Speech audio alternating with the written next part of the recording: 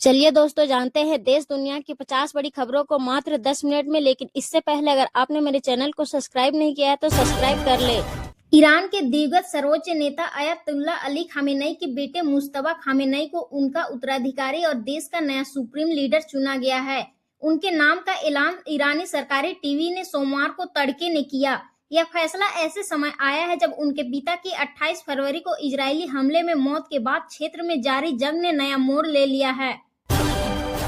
Mojtaba Khamenei को लंबे समय से इस पद के प्रमुख दावेदारों में माना जाता रहा था। हालांकि उन्होंने कभी कोई निर्वाचित या औपचारिक सरकारी पद नहीं संभाला है। वही अमेरिकी राष्ट्रपति डोनाल्ड ट्रंप कह चुके हैं कि ईरान उनके बिना नया सुप्रीम लीडर नहीं चुने। दूसरी तरफ इजराइल ने धमकी दी थी कि वो खामेनेई के उत्तराधिकारी को भी खत्म कर देंगे। अमेरिकी सीनेटर लिंडसे ग्राहम ने 16 फरवरी 2026 को इजराइल में प्रधानमंत्री बेंजामिन नेतन्याहू से मुलाकात की थी। ईरान के विदेश मंत्री अब्बास अराघची ने आरोप लगाया है कि अमेरिकी राष्ट्रपति डोनाल्ड ट्रंप को ईरान के खिलाफ युद्ध के लिए उकसाया गया। उनका दावा है कि अमेरिकी सीनेटर लिंडसे ग्राहम और इजराइल के प्रधानमंत्री बेंजामिन नेतन्याहू ने मिलकर साजिश की। आराघची का कहना है कि ग्राहम ने कहा था कि उन्हें इजराइल से ऐसी खुफिया जानकारी मिली है जो कभी कभी अमेरिकी सरकार भी शेयर नहीं करती।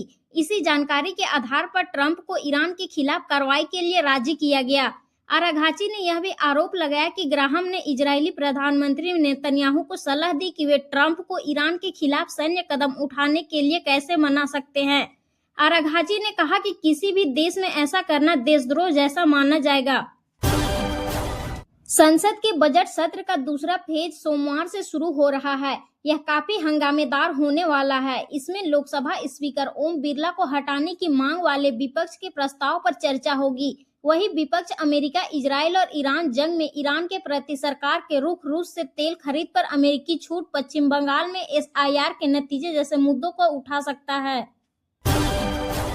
अमेरिका, इजराइल और ईरान जंग पर विदेश मंत्री एस जयशंकर राज्यसभा में सुबह 11 बजे और लोकसभा में दोपहर 12 बजे अपना बयान देंगे। लोकसभा स्पीकर ओम बिरला को पद से हटाने के विपक्ष के प्रस्ताव पर भी आज चर्चा हो सकती है। कांग्रेस समेत विपक्ष के 118 सांसदों ने 10 फरवरी को लोकसभा सचिवालय को साइन किया नोटिस सौंपा था। आरोप लगाया था कि स्पीकर सदन की कार्यवाही में निष्पक्षता नहीं बरत रहे हैं और विपक्ष को पर्याप्त मौका नहीं दे रहे हैं। संसद के बजट सत्र का दूसरा फेज सोमवार से शुरू हुआ, लेकिन लोकसभा की कार्यवाही केवल 5 मिनट ही चली। इस दौरान दिवंगत सदस्यों को श्रद्धांजलि दी गई। इसके बाद सदन दोपहर 12 बजे के लिए स्थगित किया गया। उधर राज्यसभा में अमेरिका, इजराइल और ईरान जंग पर विदेश मंत्री एस जयशंकर अपना बयान दे रहे हैं, लेकिन विपक्ष की नारेबाजी और हंगामा जारी है। कांग्रेस अध्यक्ष मल्लिकार्जुन खड़गे ने कहा, मिडिल ईस्ट जंग का भारत पर असर, एनर्जी संकट पर शॉर्ट डिबेट हो। अहमदाबाद के नरेंद्र मोदी स्टेडियम में रविवार को खेले गए T20 वर्ल्ड कप के फाइनल में भारत ने न्यूजीलैंड को हराकर खिताब जीत लिया है। इस ऐतिहासिक जीत के बाद पूरे देश में दिवाली जैसा माहौल है। प्रशंसक सड़कों पर नाच रहे हैं, आतिशबाजी कर रहे हैं और तिरंगा फहराकर खुशी मना रहे हैं। इधर कप्तान सूर्य कुमार यादव देर रात वर्ल्ड कप ट्रॉफी लेकर अहमदाबाद के हनुमान मंदिर पहुंचे और पूजा की। इस दौरान ICC के चेयरमैन जय शाह और टीम के हेड कोच गौतम गंभीर भी उनके साथ थे। अमेरिका, इजराइल और ईरान जंग का आज 10वां दिन है। इस जंग में अब तक 1700 से ज्यादा लोग मारे जा चुके हैं, जबकि हजारों घायल है। लोग अपना घर छोड़कर सुरक्षित जगह पर शरण लेने को मजबूर है। ईरान और इजराइल लगातार एक दूसरे के सैन्य ठिकानों के साथ साथ सिविलियन इलाकों को भी निशाना बना रहे हैं। इस वजह से आम लोगों को जान माल का भारी नुकसान हो रहा है। वहीं दूसरी तरफ इजराइल लेबनान में भी ईरान समर्थक ग्रुप हिजबुल्लाह के खिलाफ हमले कर रहा है। युद्ध की तबाही और डर के बीच आम नागरिकों की जिंदगी कैसे प्रभावित हो रही है। अमेरिका, इजराइल और ईरान जंग से अंतर्राष्ट्रीय बाजार में कच्चे तेल के दाम 3.5 साल के हाई पर पहुंच गए हैं। आज यानी 9 मार्च को ये 25% बढ़कर $116 प्रति बैरल पर पहुंच गया है। इससे पहले 2022 में रूस यूक्रेन जंग से कच्चा तेल $100 के पार निकला था। क्रूड ऑयल बढ़ने की 2 वजहें हैं। पहला है स्ट्रेट ऑफ हॉर्मुज़ का लगभग बंद होना। क्रूड ऑयल बढ़ने की सबसे बड़ी वजह स्ट्रेट ऑफ हॉर्मुज़ का बंद होना है। ये करीब 167 किलोमीटर लंबा जलमार्ग है जो फारस की खाड़ी को अरब सागर से जोड़ता है। ईरान जंग के कारण यह रूट अब सुरक्षित नहीं रहा है। खतरे को देखते हुए कोई भी तेल टैंकर वहां से नहीं गुजर रहा।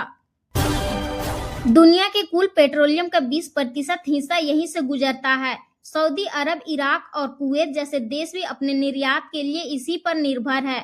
भारत अपनी जरूरत का 50% कच्चा तेल और 54% एलएनजी इसी रास्ते से मंगाता है। ईरान खुद इसी रूट से एक्सपोर्ट करता है।